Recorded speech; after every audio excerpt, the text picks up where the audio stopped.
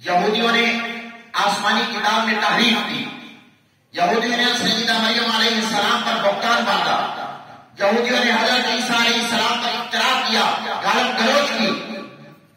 اب اگر قادیانیوں کے عقائد کا آپ جائزہ لیں تو مرزا قادیانی نے بعینی ہی آ کر وہی ایجنڈا اختیار کیا اور آ کر یہ دعویٰ کر دیا کہ میں اللہ کا بیٹا ہوں۔ انت منی بمنزلۃ ولدی، مرزا کہتا ہے اللہ نے مجھے کہا ہے کہ مرزا تو میرا بیٹا ہے۔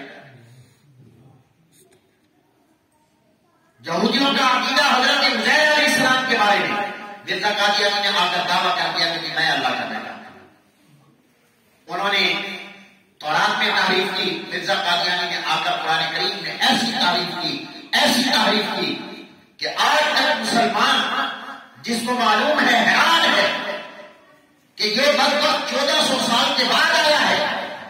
قرآن کریم 1400 سال پہلے نازل ہوا اور براہ راست اللہ کے پیغمبر کو نازل ہوا، اور وہ کہتا ہے کہ قرآن کریم میں جو اللہ نے کہا محمد رسول اللہ والذین معہ اشداء علی الکفار، یہ آیت میرے بارے میں نازل ہوئی ہے۔ اللہ نے اس میں مجھے محمد اور رسول کہا۔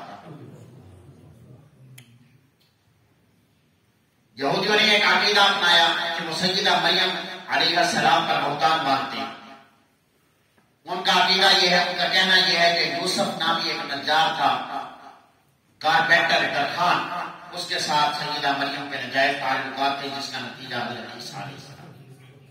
مرزا قادیانی نے آ کر اس سے بھی 4 بلاگے آگے اس نے کہا کہ سیدہ مریم کیا، مرزا قادیانی کا لٹریچر اس کی اپنی کتاب میں لکھا ہے، وہ کہتا ہے کہ حضرت عیسیٰ علیہ السلام کی 3 نانیاں بھی اور 3 دادیاں بھی زناکار اور نرس بھی ہوتے ہیں۔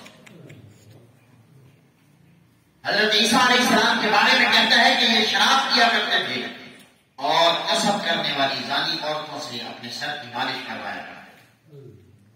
یہ تو عقائد قرآن کریم کی روشنی میں اسی ایجنڈے کی تکمیل جو علامہ محمد اقبال رحمۃ اللہ علیہ فرما کر گئے تھے۔ بس ایک حوالہ عرض کر کے بات ختم کرتا ہوں۔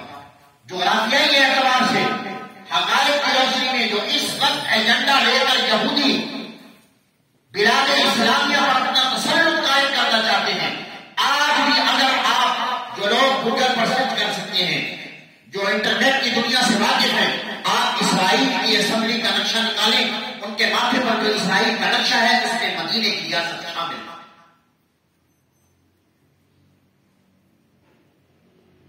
جس طرح انہوں نے نقشہ لگایا اسرائیل فلسطین میں ایسا چھوٹی سی ریاست الگ سے، انہوں نے اس وقت کے نقشے کو اب دیکھو پورے فلسطین پر تقریباً انہوں نے قبضہ کر لیا ہے۔ اسی طرح وہ بلاد اسلامیہ پر قبضہ کرنے کے خواہش مند ہیں، صرف اور وہ جواب کے باقی اسلامی ممالک نہیں بلکہ مدینہ منورہ کو بھی انہوں نے اپنے نقشے میں شامل کر کے یہ وہ ایجنڈا لے کر گھوم رہے ہیں کہ ہم نے مدینہ منورہ پر بھی قبضہ کرنا ہے۔ لیکن اللہ کے پیغمبر نے یہ بشارت دے دی تھی اور یہ ارشاد فرمایا تھا کہ مکہ مدینہ میں ان کا مسیح زلالہ یعنی دجال اکبر وہ بھی اس کے اندر داخل نہیں ہو سکتا۔